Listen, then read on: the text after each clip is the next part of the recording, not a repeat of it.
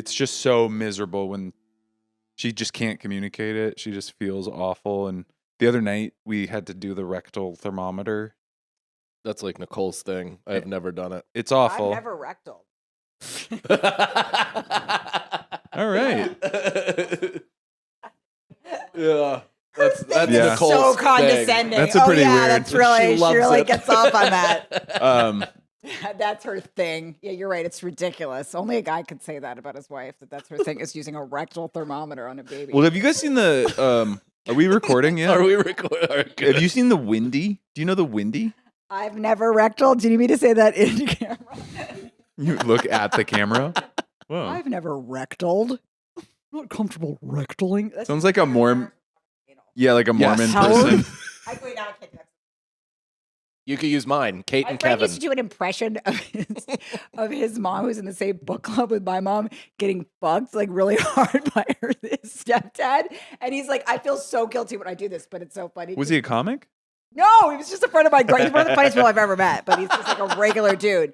And All the funniest people are regular people. and Yeah. exactly. Yeah, and he's like, and he did this impression of, I guess his mom after his dad died, his mom remarried this like real religious kind of stickler of a guy, and they had some issues, him and Bruce, and then you'd just be like, Barbara, oh God, come on, just watch the cross, oh shit, Barb, shit, it's gonna happen, I'm blowing, Barb. Now, this is podcasting. We've never had this much energy. This is great. We needed it. Let's go to a caller. Are you a loud comer, Andy? No. I'm sorry. I didn't want to make that. I was looking directly at Andy. I wanted to make sure. Yeah. I think I'm a reasonable, Yeah. polite. How about you? No, I mean, I say it's more of an escape. I The wish- noise sounds like it's I wish I escaping was from so my funny. body. I wish I was so much more deviant. I have like no kinks. I don't do anything loud. I suck at dirty talk. Yeah, I mean, the worst. Me too. I can't. It's a hassle. The dirty talk is foolishness. I can't. I always feel like I'm like not doing it well enough, and I'm like, why do I feel like this? Between two comedians, that's like a place That's for impossible. that's like intimacy. I don't even understand how you guys have it. Yeah. Because Yeah. being vulnerable with each other must feel like you're about to get jumped all the time. Yeah, because yeah. the moment that you give each other something, especially Rosebud, she's going to turn it into Yeah. like a hateful, hilarious thing. I'm crying. She's like, wow, I never knew I married a pussy.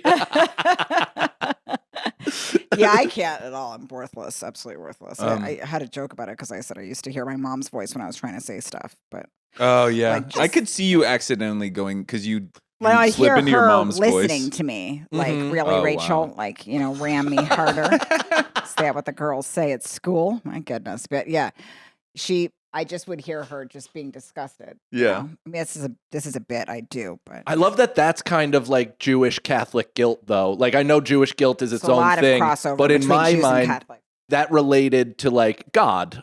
God is watching me masturbate, or God is seeing me Yes. do this thing that is otherwise humiliating. And it's like, in your case, you're like, my mother can hear me. Yeah, you're right. It's very deranged, but you're right. It's very similar. Yeah, God and your yeah. mom in Jewish culture is the kind of same thing. They guilt you, they Mhm. shame you. Yeah. It's the same thing. You're right.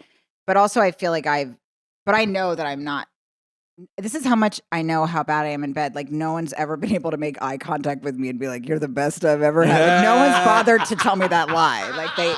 No one's ever, like, not even trash has Yeah. been like, I have never, like, we both know they have. Right. Yeah, many times. Well, that's Yeah. that's how I know I don't have like a hog. I've gotten you have a perfect dick from multiple. Oh, like, yeah, where yeah. I'm like, Perfect is that's a such an kind way of insult. saying it's fine. It's not. Some dicks are insane. You're like, No, all but right. you don't. But as a woman, that was a guy's idea that you need some sort of massive, irrational sized dick. That's a hassle. No Yeah. one needs that. Yeah. Yeah, that's no good. And But nobody some needs women that. do love it. Some Yeah, women like some to get. godless called whores is that- want that to Is get. that a size you know, queen? I think so. I think it's Yeah. like fruit at the bottom yogurt. They like to get stirred up. Whoa. Okay. I'm sorry, Andy. All right. no, Mike is that's- so good at he can actually like make me blush once an episode with his blush is amazing. with his, that's like, what this episode should be flourish. called Blushing Boys. Blushing boys. Blushing Boys is, beautiful boys. is almost as good as Beautiful Boy. What was I gonna say? I grew up with Seattle, like liberal like my church had a lesbian pastor, so like it was all like. Yeah, and orgasms are beautiful, and you know, and I feel like I would be more deviant if I had some kind of shame around sex. But it was like literally. I think you're right. It does produce a better lay. Like a shameful childhood is going to be like you're going to be better in bed. You'll devastate the person emotionally, but you'll be better lay. Devastate the person emotionally. I wish I had that. I would love to do. I would love to have the avoidant. I'm so. What's the opposite of anxious? I'm the anxious attachment. One time I told a woman, I was like, I'm like anxious and you're avoidant, and she like I could see her being like, okay, well this is over. You are a pussy. I'm so curious what you thought her response would be. I don't know. I was that's what he thought she was gonna just start coming. There are some times where I've like searched for things to say and said something that is so just that's catastrophic to the relationship without even realizing it. It's like I was just trying to fill space. Right. but meanwhile you're like, your dad has never looked at you with respect. And you're like, what? Yeah. Yeah. No, but I do think that like a little bit of that is good. Yeah. I mean, you can't have, I'm coming from somebody that, my husband, obviously, I've well documented because I complain about this quite a bit, but he's an emotional desert. So I do feel like, a nice handful of that is pretty good. Yeah. Yeah. I think here's the thing. I think it's a bit that I've been working on, but it's like women want to be married to a liberal, but they want to be fucked by a conservative. You know what I mean? Now we're talking. You know what I mean? Like, I do. I don't know if that's across the board. I'm speaking for women, but I feel like no, but maybe certain girls. You know what I mean? Though, like by the like, I know they what don't you want mean. the like. But sometimes conservative is super repressed, you know? So like it depends. But but yeah, you're right. It's like the scene in American Gangster. The point I made too. When she's like, "Fuck me like a cop, Richie, not like a lawyer." That's so funny. Yeah. I never. What's that from? From American Gangster. Oh yeah. And Russell Crowe's character is a cop that's studying for the bar. Because I dated a cop once, and he had the weirdest like sexual like things that I couldn't quite figure out. Yeah. Anyway, I did not. Well, I bet a lot of cops probably like to get pegged or something in a similar You're gonna put that out there, like just powerful. Well, my entire family are cops, get pulled over every day. What surprised me about him is that he was an FBI agent, but he was a cop before he was an FBI agent, but he would not only would he bring his gun everywhere, but he would just hurl it anywhere. Like we would get home and there was no drawer for the gun. Like it was just, he would just hurl it absolutely fucking anywhere. On the ottoman. Your stories about dating are some of my very favorite stories in the world. Because I've chased every red flag. Yeah, like if you were certifiably foaming at the goddamn, like if you were I'm the person you date when somebody's about to have an intervention with you. I'm the last person you date before rehab. Yeah, the video game veteran is like one of my very favorite stories. Do you know this one? No. You can tell it. You mean the one about the guy who was a fighter pilot? Oh, the guy he pretended to be from. I talked about it recently on Stop Spot. He pretended to be. We actually met him here outside of Stand Up New York. So we were hanging out here, and Marina was like, "Oh, there's this guy outside. He's your type." And I kind of like old school looking, like like an actor from the 50s, like Paul Newman looking motherfucker. So she's like, he's your type, just like, red-eyed and rocking in the wind. So I was like, yeah, like a red-eyed alcoholic who looks unhinged, who looks like he might have a violent streak. Bring him in. Put him on the guest list for the Late Show. So that's basically what happened. So she brought him inside, and I think his friends were like, he was with some friends on the street, but they didn't want to deal with him anymore. They brought him in, and he said that he was like freshly back from a war. And which I thought was really hot. Like that's everything I'm attracted to. Like a veteran, like he had a limp, and I was like, oh yes, all of this. Like he had these blue kind of red eyes, and so I was like, okay, great, shots, And so we started doing shots. We started getting hammered, and I also really like Catholic guys because they're just like hot and sorry. Like I just like a guy that's always sorry for something he did he doesn't remember. That's why alcoholics work for me. Really that's nice too. Yeah. You can really convince them that they've done some shit every day. And it's like a Marlon Brando kind of thing. Like he was always screaming outside my window, and it was very hot just to have this like dusty kind of foreman always apologizing. That was a large part of my anxiety when I was a drunk, is getting into arguments with my wife and not knowing what to defend myself on. Yeah. Like where I was like, I can't tell. I can't tell if I actually did that. But did it change that much when you became sober? Like I still not feel much. like it's the same shit. Yeah. Because my husband's like, he used to drink and now he doesn't. And like I feel like he's pretty much the same. Like he doesn't know, he still has that same look on his face whenever I bring up a point. Like he's about to get hit from behind or something. I'm just less fun and I fall asleep later. Yeah. That's more or less it. Socially, I'm less fun. I'm up earlier and I go to sleep later. When I was blackout, I fell asleep at the bar at like 9:30. Different. When I was blackout, I was like, you would not recognize me. Were you violent? Oh, I was so violent, but I also was like a felony level jackass character. Like I was like, break a bottle, punch a window, do some kind of prank, like take the hostess of a dinner party's shoe and throw it in the recycling. And be like, she doesn't, like, just wasted being like, she doesn't know where her shoe is. And I'm always fascinated by that kind of drug because, like, that's so confusing. Like, I always get, to me, drinking is just to be more of who you are. Like, my brother's like that. Like, every time my brother drinks, he throws away his winter coat. Like, he just throws it. And his wife is like, you got through 3 fucking winter coats, Justin, you know? She's like, he puts it in, I don't know, he puts it in a fucking trash can whenever he drinks. That's such a drunk guy thing to do. I fucking love that. I'm so sick of winter. It's like a guy who wants to take a stand, but there's not enough things to rebel against, so he rebels against his own warm clothing. Like his own scarf. I wanted to move to the West Coast for years. That's so funny. She said my brother he just had the most emasculating like year of his life where his wife got into the best like writing program in the country. It's called like the Iowa's Writers Workshop. Yeah. So my brother, who was like in a band in Boston, like a really successful band, but he was just like, she's like, well, you're with me or you're not. So he just went with her to the Iowa's Writers Workshop, had no job at all. And so he ended up becoming an assistant to this woman who then accused him of sexually harassing her. But then it turned out that she just kept doing that to different people. And so she would just go to, she was a local Iowan cop's wife. I don't know if I should be telling the story at all. And so she would basically she would throw rubber bands at different people that she worked with and then be like, are you harassing me or whatever? And then she would try to get them transferred. And my brother is like this nebbishy, frightened, like, you know, feminist, you know. So she kind of started throwing rubber bands at Justin. She never actually got to the accusing stage. He asked a few people around about her, and they're like, oh, Debbie, you know what she does, right? Like, she throws rubber bands at guys and then accuses them of sexually harassing her. So I would get transferred now because that's Deb's next move, you know? And apparently, like, my brother asked for the transfer, and like the very next day, she just started like basic instincting. She just started opening. Wow, I love that. So he got out right under, and then he went to a therapist in Iowa who was so dumb that every time my brother would try to bring up an emotion, he would compare it with some famous Iowan wrestler. He's like, oh, it's like when Dan something Harmon gets kicked to the ground. Dan Campbell wrestled 137, made it to nationals 3 straight years. Exactly. I think it was so Dan Campbell or some famous Iowan wrestler, Dan Campbell or something like that.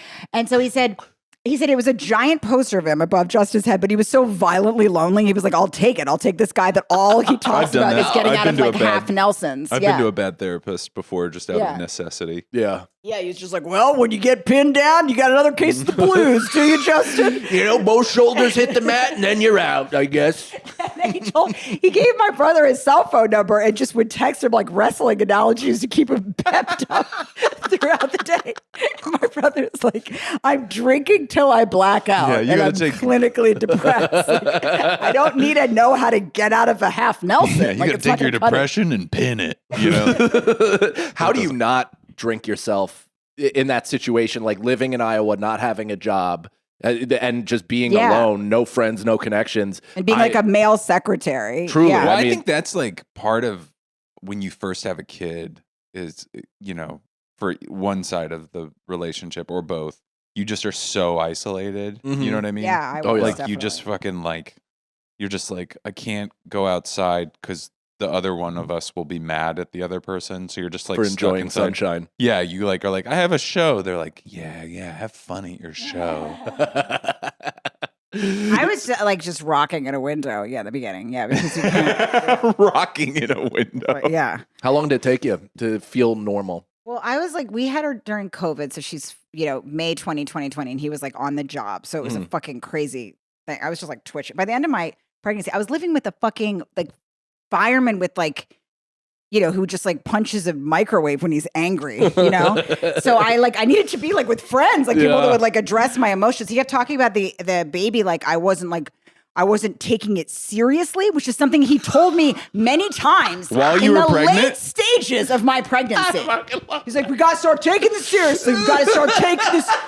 God, it's good. Baby's going to be here pretty soon. Like, he was just jacked projecting up. His own anxiety. Wait, what? Yes. Yeah, 100%. He had a fucking stopwatch that he would time how long it takes to put up and put back down a pack and play. I'm like, there's a real fucking supply and demand issue with needing to put up and down a pack and play at 90 seconds, Pete. Like, fuck you. It's practical, though. I totally get it. Now. But he's looking at fatherhood like he's a pit crew. Yeah. And he's looking at it like he's going to come in. And for the most part, he's kind of right in the early stages where he's more or less a production assistant. He's gophering. He's going to run and get shit. He's kind of screwing in wheels, lifting up the body, putting it down, the whole thing. So I get that he's timing stuff. Yeah. I think it's so funny, though, the way he talks to me. What's his name? He had no respect for me. He didn't think I needed a fucking nap. He was such a dick when I was pregnant. Just an abject, ludicrous dick. What's his nickname for you? I had to argue for every nap I was taking when I was having pregnant diabetic naps. Like, you know, he's like, you sure you need this tea? We got to start taking this seriously right now. I remember one time I was like, we gotta take this seriously. No to a time pregnant woman who's 9 months pregnant in COVID. Yeah, I know this seems like a joke to you over there. So insane to be like, fun and games over there. You tired?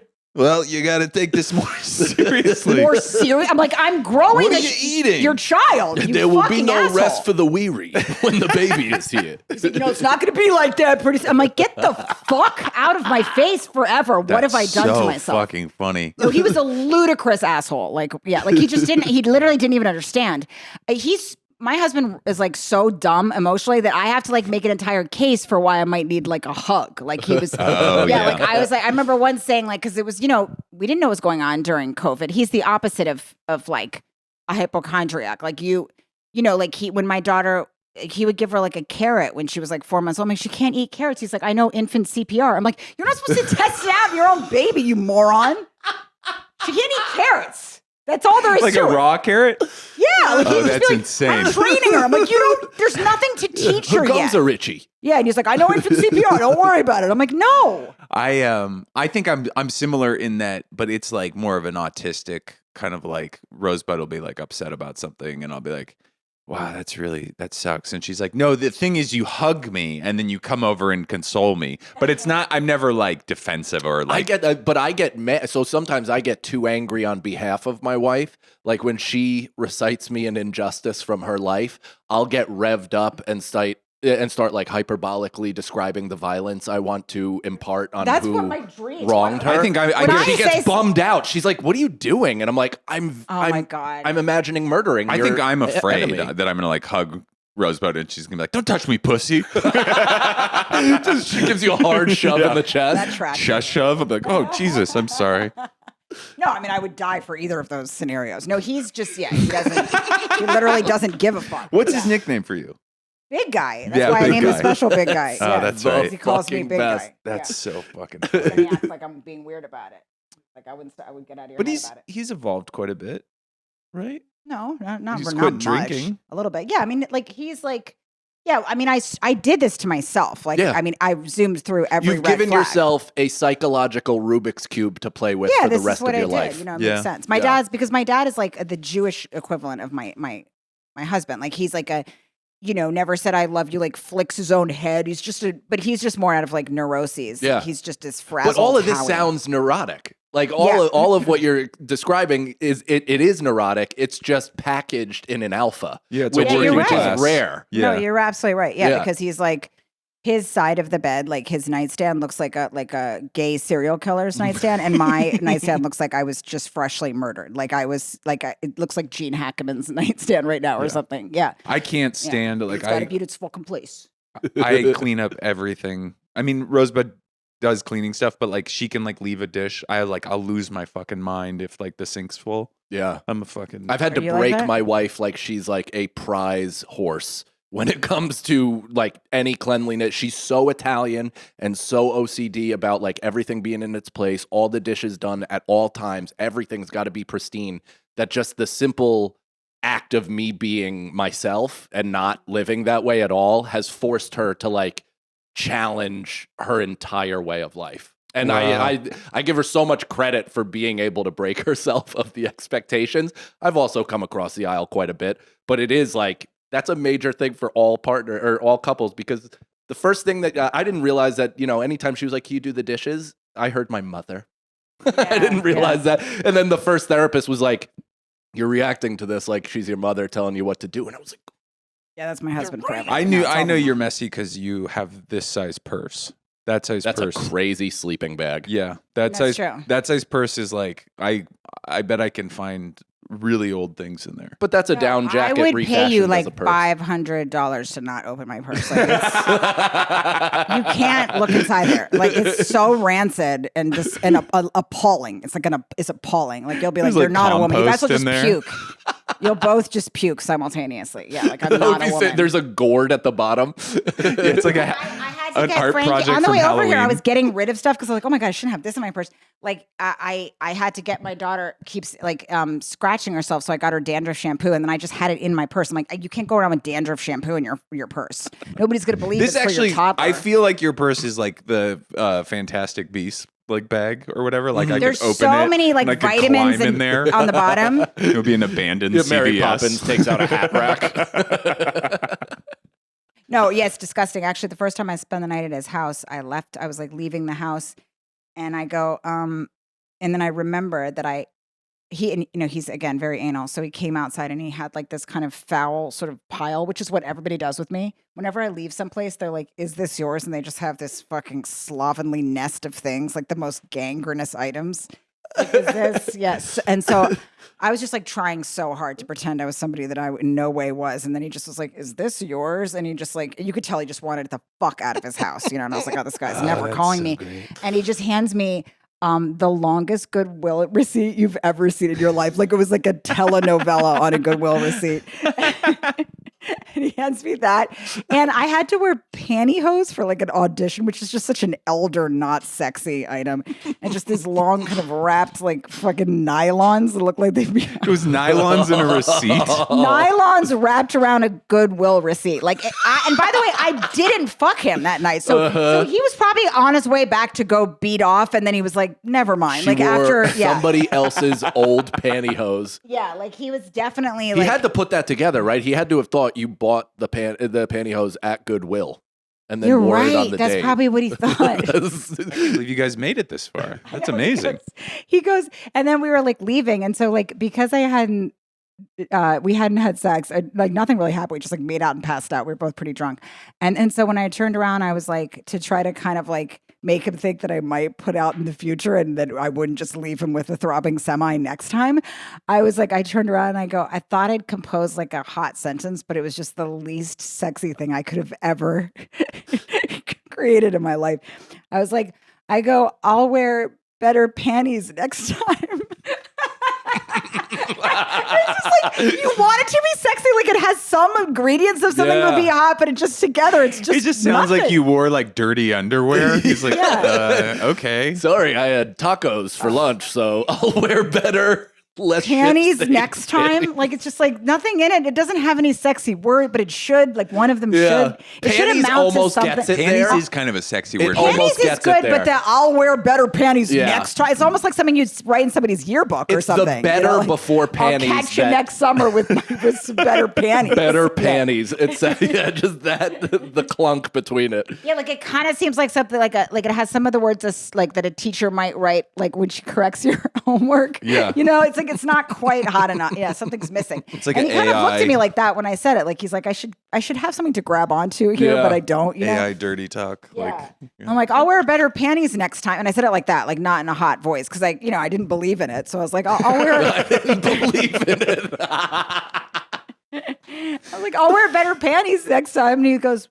I remember just hearing how thick his accent was in that moment. He's like, something to look forward to. And I was like, I'm never going to see this fucking guy again. He's going to marry some like... Oh my God, what an incredible response though. Something to look forward to. And I was like, I'm like, he doesn't want to be with me. He wants to be with like an esthetician from Staten Island or like a nurse. Like, yeah. Like I'm not his woman. Yeah. And then also you have to deal with an entire, what's it called? Family-in-law. That is also wants you to be an esthetician from Staten Island, right? Exactly. Yeah, and his mom is like that. Like she's the most immaculate like you were saying, like she just fury cleans when she comes over. She's like, Peter, why is this here? Why is that there? Peter, come on, Peter, look at that on the table right there. And she'll just tell me what to do all day long. I'm like, bitch, you don't work for me. Like, I mean, I don't work for you. Like she walks around.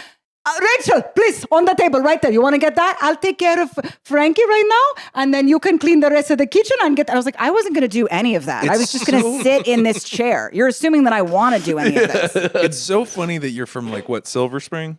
Yeah, I mean, I went to high school in Silver Spring, but I lived in Bethesda. Or like Rockville, one of those. Yeah, but it's like it's like northwest of DC. It's Maryland, but it's a DC suburb. But it's like well-to-do liberal Jewish people, lobbyists. Probably, but more than anything, like my mom's doctors. a social worker, and my dad was like a government civil rights lawyer. Oh, okay, cool. But like, she comes from that. Where'd you go to school? I didn't go to college, but yeah, but it's like, but they're like parents intellectual. Give money to NPR, and somehow through your rebellion, you married into Streetcar Named Desire. Yeah. Exactly. No, it's like my mom's. Your dad like really got excited when Crosby, Stills, and Nash came to the Wolf whatever center. What's that place called? Yeah, Wolf Trap. Yeah, Wolf Trap. Your dad fucking lost his mind. He's like, I heard Young might be there. I always wondered this. No, my dad is a blues musician, and like he's just we're all named. All the kids besides me are named after some. Either Bob Dylan or a Woody Guthrie song. So it's like Justin Dillon, Joe Hill after a union rights activist. All our house was all like black men carrying coffins, and it was just so many coffins and so many it was just like Steve Biko did not die in vain, like hands off El Salvador, like everything. My mom will never love me as much as she loves like a Nigerian woman she just met in an airport. Yeah. So I have a question, because do your parents look, because as activists and protest enthusiasts, do they look at your marriage as like, oh, look at Rachel kind of protesting against the way that we brought her up, and this is actually what we instilled into her being then reflected back at us? It's a really good question. And my mom loves Pete because of one reason, because he has trauma.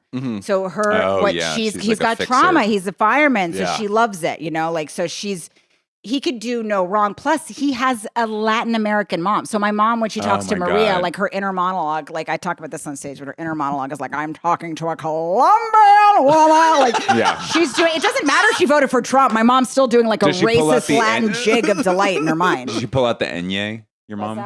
The enye? Like, is she like, I'll see you mañana? Oh, yes, all of that. Yeah. And Maria's like, speaks a different language. She's like, I don't give a shit. Like, my mom sees the outside world as like, they're all better than us, and how can we serve them better? And like Maria sees the outside world as just like something that you get good china to protect yourself against. You know what I'm saying? Like everybody's coming in, and you have to protect your home, and the best china you could have is an armor against everyone that's coming for your shit. Yeah. And every time my mom, like, she doesn't give a shit about any of the things. There's no crossover. My mom and Maria talking is fascinating because she just blinks at her. I mean, I would watch that podcast, the two mothers getting together from completely different backgrounds. Because it's also so funny, because your mom thinks that she's like doing this like community outreach by talking to this Colombian woman, and the Colombian woman so liberal she's racist. Yeah, and the Colombian woman's like, we need to shut the border. Yeah. I am the last one. Oh, absolutely. That's one of my favorite lines from Sopranos. Is they were like, our family came here and they had to do what they had to do illegally, but build a wall now. Yeah, build a wall now. I didn't know that line. They had some of the best lines ever. I think about so many Sopranos lines. Totally, it's still completely fitting. I feel like that's one of the biggest dearths in my socialization is not being able to quote favorite shows. Yeah, like Simpsons, Sopranos. Everybody like pull these out, and I'll be like, I was daydreaming about a map that I saw. Yeah, but I feel like you're still the only person I know that like actually understood what was happening in like Hunt for Red October. Like, that's the one thing. But I shouldn't be in this business. I shouldn't even be around people. I should be locked somewhere in like Vienna, Maryland, or Vienna, Virginia, like just like looking at like charts and being like, all right, this is probably the place that the Shining Path is going to attack next. Like that's what my brain does. I can tell you everything that's going on with geopolitics. 2 episodes of a podcast is like asking so much of my fucking computer brain. Like, you're really smart like that, because I know how smart you are, because I'm like I get credit for being smart, but I'm really just sarcastic and Jewish, and I know but I know nothing at all. Like I know nothing, but you know shit I'm supposed to know. But this is the thing: people credit me with being smart all the time because I know the capital of like Kazakhstan or something like that. But then my net worth is negative $30,000. It's like I'm not that smart with those numbers. That has to. But be you focused your intelligence on different things, like we talked about last episode. If comedy is ruined my life. See, that's my parents, like Howie and Karen would love you because we had a Datsun that when I tell you it was so disgusting because my mom thought that mechanic, had marvelous energy and an autistic son. And I'm like, you've given him $60,000. Like he's the reason we have for a fucking Datsun that none of the doors worked. But my mom's like, Salvatore has such curious, beautiful eyes. And I'm like, he's my like mom, the reason we're not going to college. None of the doors worked except for even the back door opened, but it wouldn't close. So my brother reminded me recently, my dad would take a broomstick and put it on the back of the Datsun, and that's how we got in and out of our car. And by the way, if it slammed on my head, it would have like killed me. But that's how I was dropped off at school. If it gives you any idea why I'm a comedian, we all have to climb out of the Datsun, and he would put the broomstick up, and he'd be like, "Off you go." And you had to like probably be surrounded by like a bunch of like jappy, rich jappy girls. But my parents, again, he's a government lawyer, so they like my bat mitzvah was like in a park, in that little house that's in a park. You know, like a gazebo. Your bat mitzvah is Joan Baez themed. Exactly. Everybody else is like doing the Spice Girls. And you're like, oh, thanks, Dad. Oh, yeah. No, my dad had this theory like that, you don't have to wash denim. The denim's like self-cleaning or something like that. He's like, never have to clean jeans. And he'd always like loop everything into his own cheapness. And he's like, in Cabbage Patch dolls, they're all part of something like something about big government or something. And I'm like, yes, Chinese mind control. Yeah. I totally get it. We didn't have a Cabbage Patch doll, which is what you had to have if you grew up in like the 80s and 90s. And I'm named after one. Really? I'm named after my sister's Cabbage Patch doll. You're Michael. named after...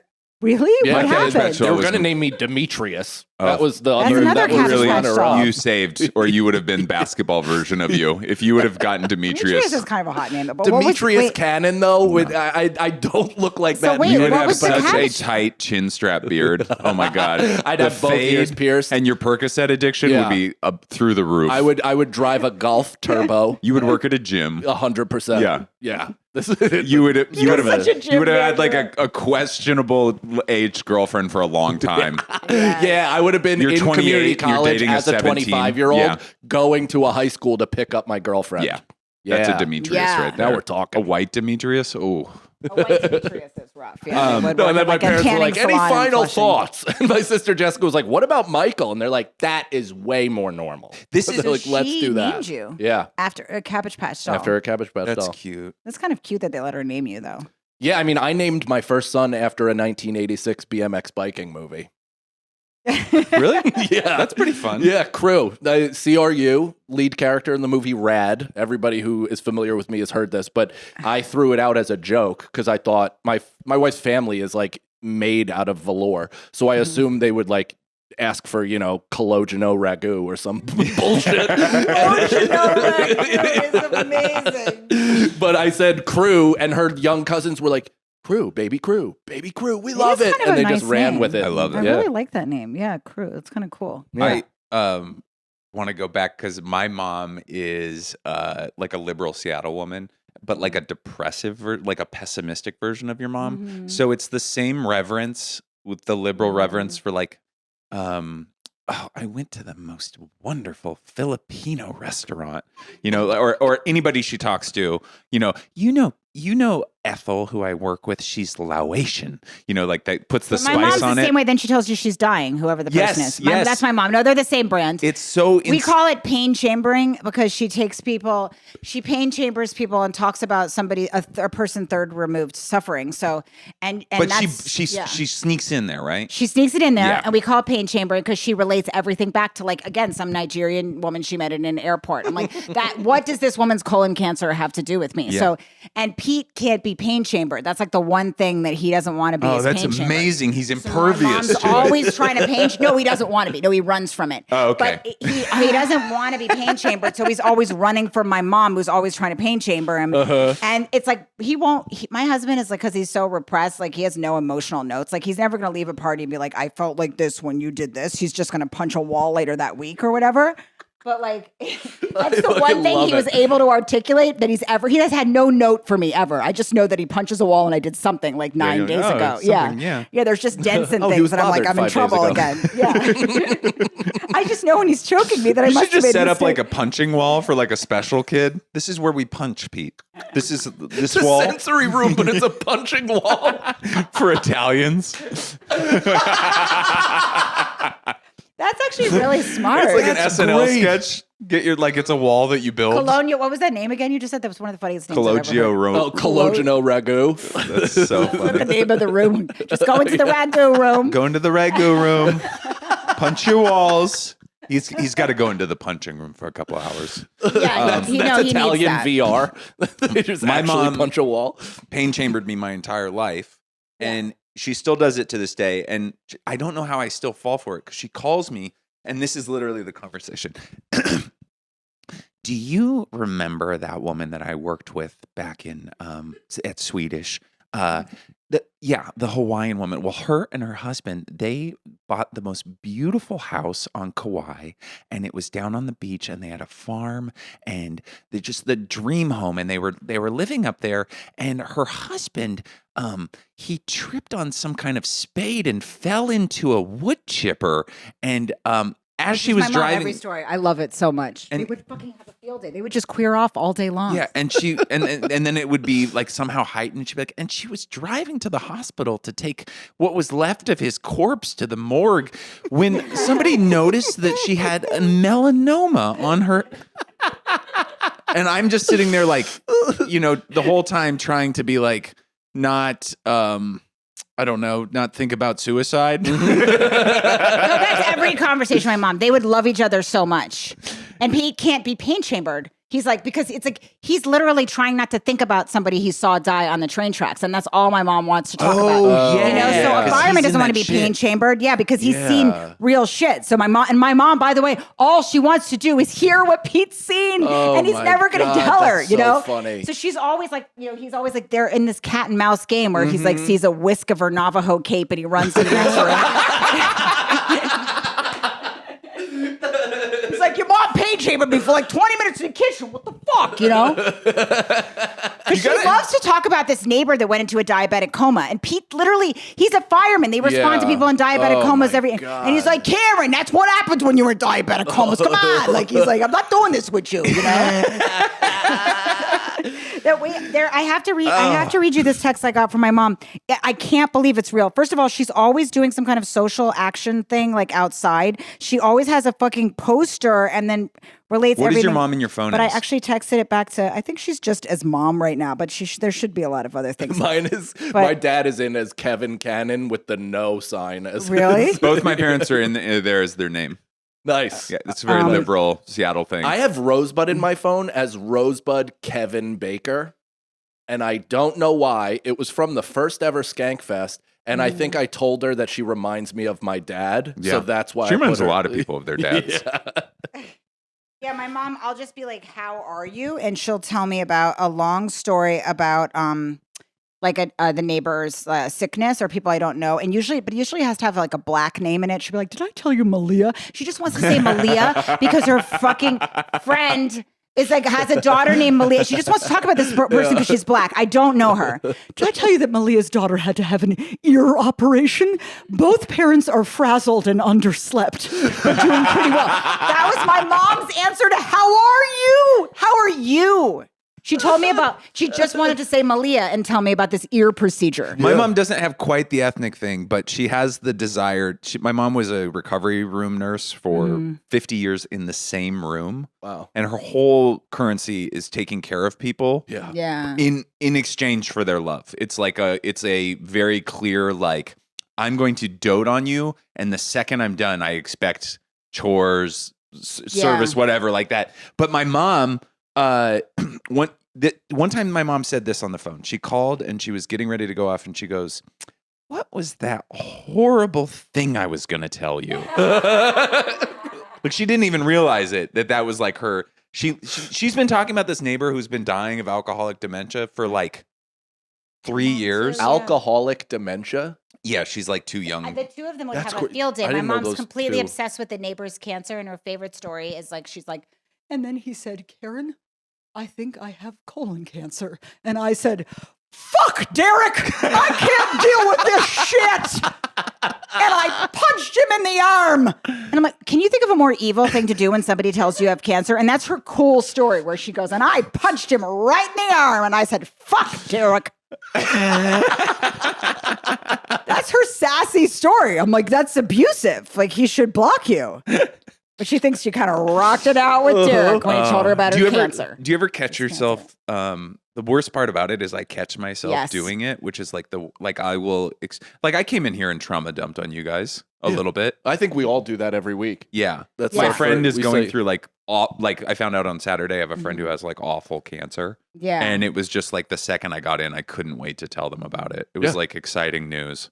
I want to be a dumb guy. I so badly want to care about golf and the Jets and like protein powder. Go golf in the summer. My dad's friend just died, and he gave me his golf clubs, and my dad was very excited to do that. I'm decent actually at a par 3. Let's do it. I'll do all day at a par 3. Excellent. But I want that so bad. I don't want to think about the things I think about, which are just like my daughter, like, how is her temperature right now? Like I can't stop thinking about her temperature. Of course. But I do think that you're right, that is the other side of that is neuroses. Because my husband, the only thing he wants to talk about is whether the neighbors are going to get a Mazda. Mm-hmm. But that's probably because he was molested. You know what I'm saying? 100%. And by the way, he says he wasn't molested, but I'm not convinced. Oh, man, this is such a beautiful way to go through life. So I was like, do you think the Finnegan's going to get a Mazda? And I'm like, who touched you? Somebody had to. He can't talk about it. He has to think of just one thing to obsess about. It's like his safe like point that he goes to. He's like, you think they'll get like a 6 or like one of the new like wagons? You're like, but granted, and I don't spend enough time with him to have any kind of judgment on this. He seems like a happy guy. Like I obviously anytime I've seen him, I will say probably not, but my dad, one of the most repressed people. I'll say probably not also by the laugh. My dad's one of the most repressed people. Sorry, Gary. We've talked about this. You're so jolly. You have the worst childhood I've ever heard of. But he's so repressed, but he filters it into having like, he is so happy with the most normal things. Like he is stoked about like a P.F. Chang's followed by like a Yogurt Land followed by The Voice. Like that is the perfect night for him. I love the name Gary, but does he like say I love you? Is he expressive? Yes, he's like a total sweetheart. He's emotionally and he's had some like powerful moments in my life where like he said something like I was going to quit stand up in 2015 and he was like, you can't quit. You've done so much already. I wanted to go out on my own and I never could. And he's like, you know, I went bankrupt and I made it back. You'll be fine. Kind of like one of those speeches. Yeah. And I cried in my leased Jetta. But such an LA experience right there at an AM PM getting gas on a credit card that I couldn't pay off. And your dad tells you you're going to make it. Anyways. I love Gary. I'm just jealous of that. I've never had that. He had a horrific childhood. He had a horrific childhood, like abuse, alcoholism, death, you know, like all these like horrible things.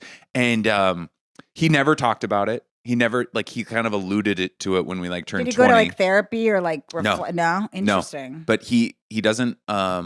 He's just like I'm like, I got to find the restaurant that everybody's like talking about, and I need to go to the French film that's the Oscar contender. And he's just like, I would love to see Captain America, whatever war. Like he's Where do you think you got that? Because your parents are really my mom smart. Is the other side of it.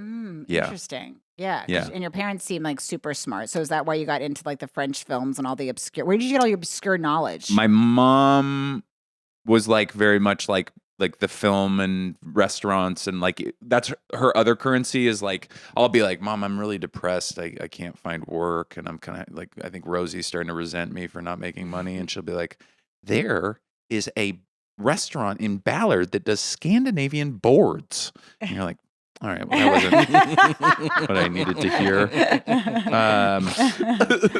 But yeah, it's I don't know where. I think I just like probably had I think being obsessed with maps and the world and like statistics or like things like that was a way for me not to like be in pain. You know what I mean? Right. Or like I could fantasize about going somewhere else. Yeah, you're like Truman from the Truman Show. Yeah, I was literally trying to go to the furthest place away. Rosebud's not lying. And I'm like the opposite. Like my worst fear is a game of impromptu trivia. Like I don't know anything. It's haunting how little I know.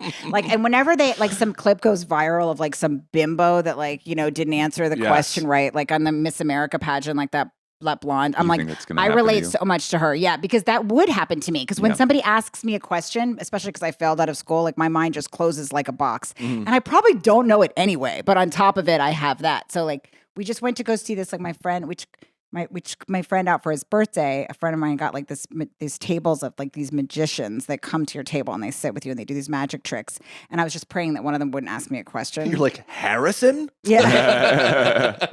Because it would always start out with like some kind of fun-loving, everyone knows this, right? Like piece of trivia. And you're like, and I'm like, no, I can't answer that part. I don't know anything. Your palms I have are nothing. sweating. Yeah. You're just rubbing your palms along your legs. Yeah, it's like, hey, name me a thing before they do the real thing. Yeah. And I'm like, no, I can't be that person Santa for you. Claus's real name is. You're like, fuck! That's what happens. And I don't know the answer. Like, I can't do it. He goes, I swear to God, I wish I was making this up. He goes, you. He's like, and I'm like, no, not me. And he goes, name a city. And I just stopped. My friend was like, Rachel, come on, a city, come on. City. Yeah, and I go, there was a long moment of just haunting silence. And then I just Arizona? Pennsylvania. I said Pennsylvania. You said Pennsylvania. Yes, because my mind, I can't do that. If somebody looks at me for an answer, I have none. And I've never had any. Awesome. Yeah. And then I was just like, I know that Pennsylvania is not a city you got. And then the rest of the night, I was just trying to convince everybody that I was very much aware that Pennsylvania was not a city. Cincinnati. I would love Denver. to watch you as a hostage negotiator. Just have to face that stress. And then I was trying to say afterwards, like, I just kept listing cities, which is not an intelligent thing. You can't name drop cities. Everybody knows cities. It's not a thing. Cleveland. It's like saying one, it's like counting to 10 again and again. Like there's no currency Milwaukee, there. Minneapolis. San Francisco, that's a place. I've been, like, it was New York, so dark. the one we're in. Vancouver, that's Canada. That's another country, and that's a city in another country. Yeah, I couldn't do it. And I knew I wasn't going to be able to do it. Yeah. This is how lame I am. I can tell you all the Canadian provinces in order. What? Yeah. How many are there? I think there's 9. I bet that gets you a buttload of pussy throughout time. No, it never did. Really, but you know what it did? It was great when I was like in high school and college debate. Oh boy. Because I present somewhat like a dude. Yeah. And then I could tell you, like, you know, would you kill in debate? Yeah, I was pretty good.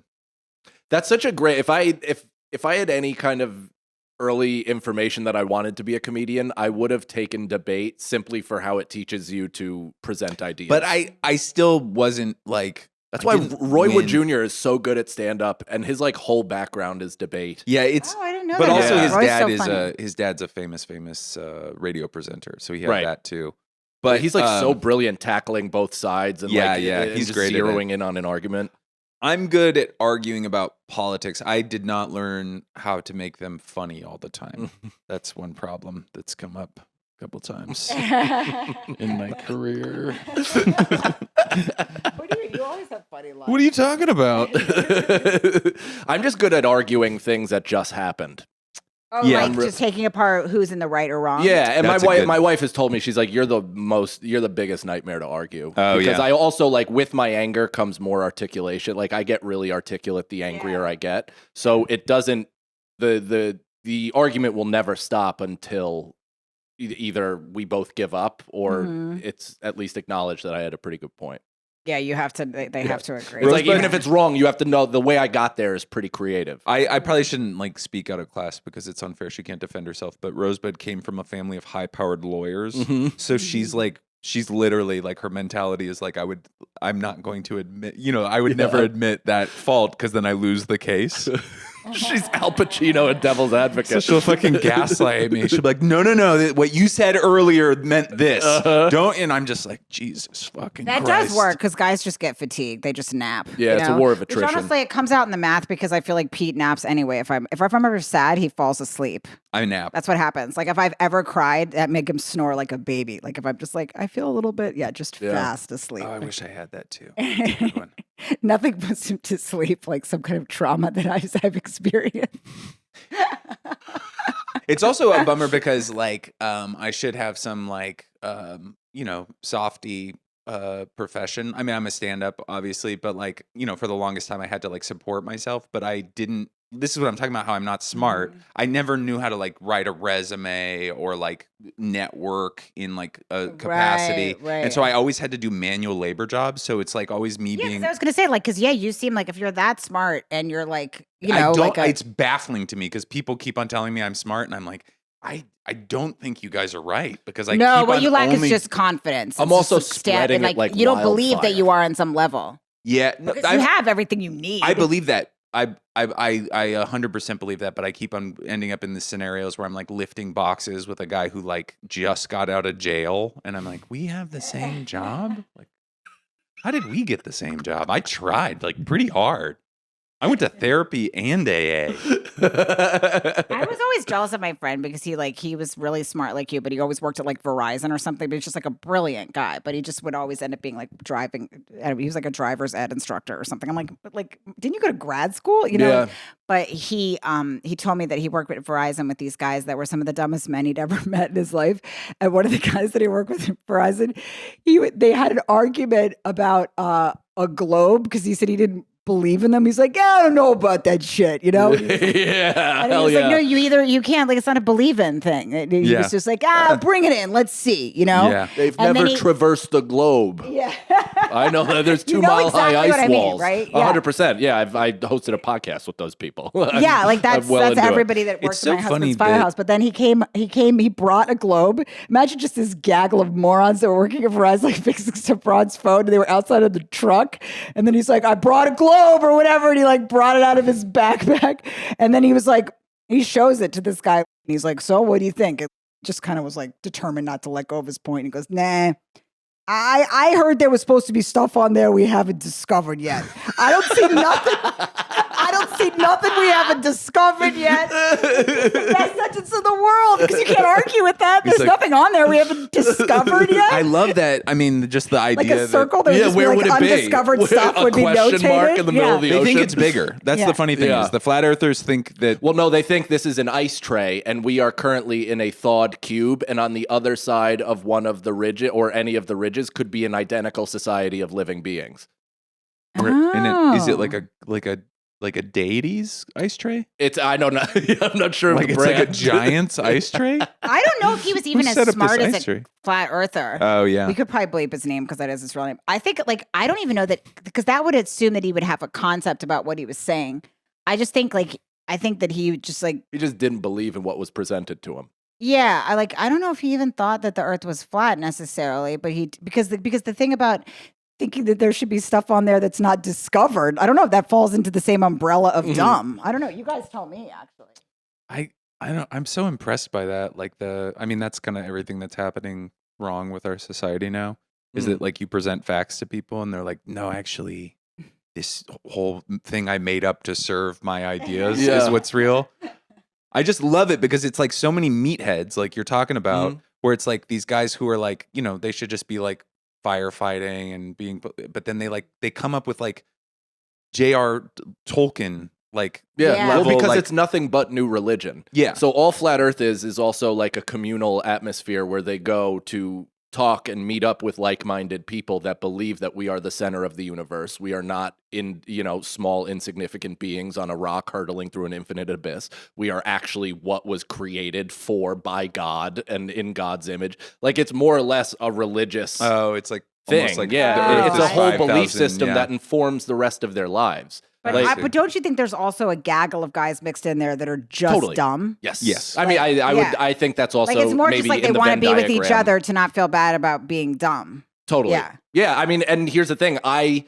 There's parts that I do a lot of things that make me not feel bad about being dumb. Like a lot of my life is trying to protect me from thinking too hard on whether or not I'm dumb.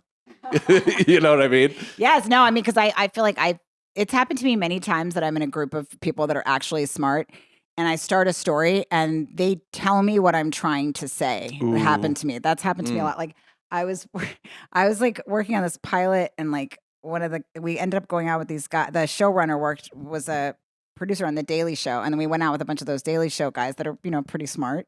And so we were out at this bar with these guys, and I started telling this story about how I had performed in Iraq. Like I did a show in Iraq, you know, and I started telling the whole story about just like the culture there and what it was like, and that experience was like for me performing. And, you know, and I was like, as a woman, like I was really proud of my monologue. And then he just kind of softly interrupted me, and he was like, I don't think you were in Iraq.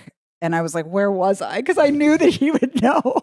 And he goes, Kuwait. And I was like, oh, yeah, I was in Kuwait. Cool. But I immediately knew that he would have a better idea of what I was trying to say. Did you like Kuwait? Yeah, it was actually pretty fun. I did this thing where I went and did like Man on the Street in like downtown Kuwait, which I was told. Shit. I was told later was like, I should not have been dressed like I was. Yeah. And like, it was like old school, like extremely religious guys. Wow. And I was just dressed like a fucking, I don't know, like a real estate agent in a porn or something, doing like Man on the Street. Were you out there with BuzzFeed? Yeah. Who? It was just a gig in Kuwait, but I also, for this pilot, I was like, oh, I'll do Man on the Street there. And I was you did it yourself. Yeah. Yeah. And I was such a dumb twat that I didn't understand that what I was doing was You're just in jail for going out with your hijab. Yeah. And I'm like, you guys are such pussies. When we were in Kuwait, it rained for the first time there in years. Like they have no sewage system because it never rains. It rains like a quarter inch. Why were you in years. Kuwait? I did a tour. Did the not USO, but whatever the other one is. Yeah, like and it rained like 18 inches while we were there, and like 9 people died because it was during their thing where they glamp. They go camping in the desert to like celebrate their heritage. No. But they build mansion tents and like and they have servants bringing all their shit. So the people that died were like 8 servants that they like all stepped on to get out of the water. Like, make a ladder. Make a ladder, a human ladder. But it was fun though, right? I loved it. It was awesome. I mean, it was. We were talking about it last episode where very rarely do you get the moment where, you know, you're kind of brought somewhere special or cool, and you have that reflection where you're like, shit, I told jokes at an open mic like 15 years ago, and now I'm here. That's weird. Korea, yeah, I did this like it was like a 3-week tour of like U.S. military bases in Korea. And it was like the most fun I've ever had in my life. It was so awesome. So yeah. It was like these men waiting for you, like they hadn't seen a woman in like 3 weeks. That had to be a different type of men cool. waiting outside for female comics. Like that's only going to happen when there's no other women are an option. Oh, dude, even the women weren't attracted to me. They were trying to sniff Robin Shaw's seat. They were like, really? Give me that lady. Yeah. And really? I was like, God damn it. Oh, that's so funny. Yeah, we had this like guy who was our guide, and his name was Mr. Yi, and he was this very sweet Korean guy, and on our days off he would take care of us, even though he wasn't working. He would take us around because he was like worried about these loud gaggle of whores or whatever, and so we were like, we have to get Mr. Yi something. He's been so good to us, and we wanted to get him a present at the end of the tour, and he always had on Yankees pants, Yankees jacket, Yankees hat, and a Yankees wristband. So I was like, obviously it's going to be like some sort of Yankees gift, you know? And at the end of the night, we would play at these military bases, and he would eat all of our food. So he would eat all of his food, and then I'd be like, oh, I don't want these mozzarella sticks. And Mr. You'd be like, and he would just eat the rest of everyone's plates, and then wash it down, you know, with some beer or whatever. And so it's like, okay, we got to get him, like, you know, and I don't know anything about baseball. So I was like calling my brothers, and I'm like, you know, my dad never said I love you, but he like cried at the Baseball Hall of Fame. So I was like, Dad, who's like an important Yankee, you know?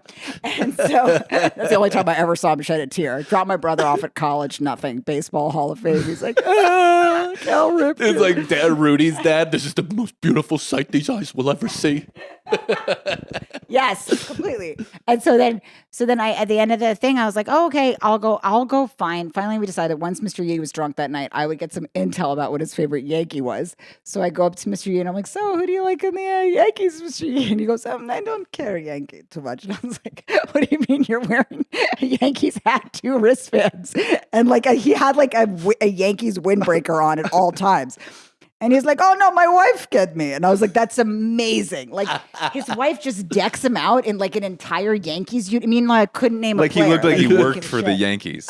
Yeah. Every day, everywhere, he was never not in Yankees gear. Didn't know anything, which is funny because that was like me. Like I go to the Rangers game with like Sam Morril and like Gary, and I'm just I want to wear the hat. I want to wear everything, just like a dumb hole. But I couldn't freaking name a single Ranger. I'm just like, fuck yeah, freaking Rangers. Go Rangers. That's the group of people that I've never been able to connect to is like hockey fans. It's just so that's a man that you'll never so out of my lexicon. They can sniff us out immediately. Yeah. They're like, you guys watch sports? Are you into sports? I watch soccer. Yeah. I'm a huge basketball. So wait, what, but you don't like No, I love hockey. Oh, you do? I'm saying that the men that enjoy hockey know that I'm not a man. Yeah. So they're like, we have nothing to do with each other. My number one most insecure moment is when I'm with a group of real men watching a sport that I don't know a lot about. Yeah. Like I know enough, like football, baseball, I can tell you, hockey even, I can tell you what's going on.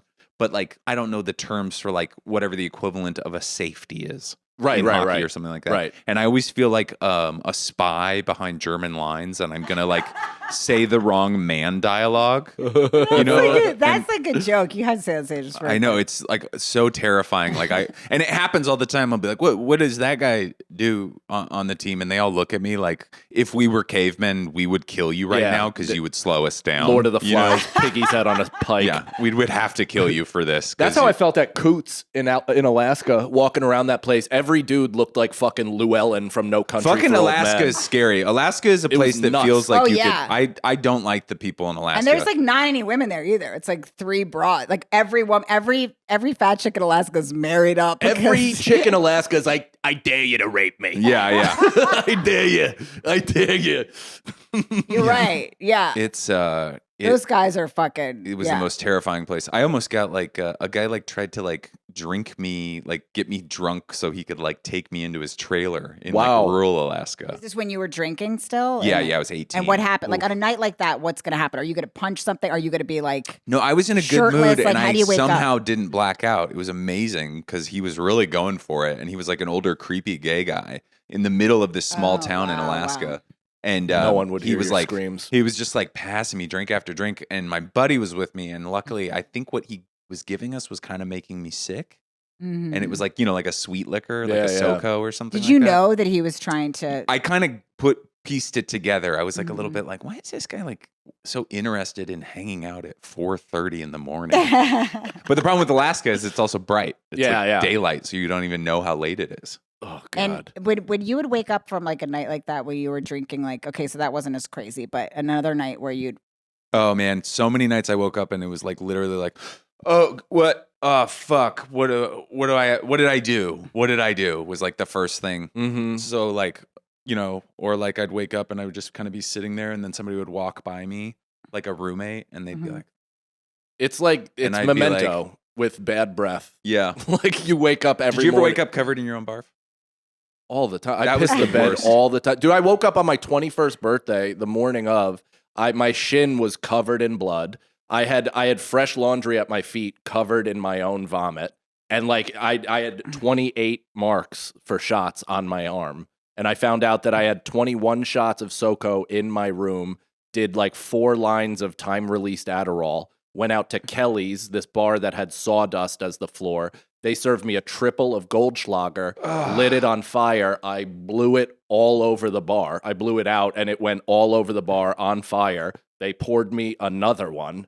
I blew it out, took it, and then then I'm back in my bed. I know it sounds like such a dumb twat, but what do you mean blew it out? Like it was on fire. They lit it on fire. It was like a flaming Moe's, and I had to blow it out like it was a birthday drink. Right. And I blew it all over the bar, and they didn't take that as an indication that I was overserved already.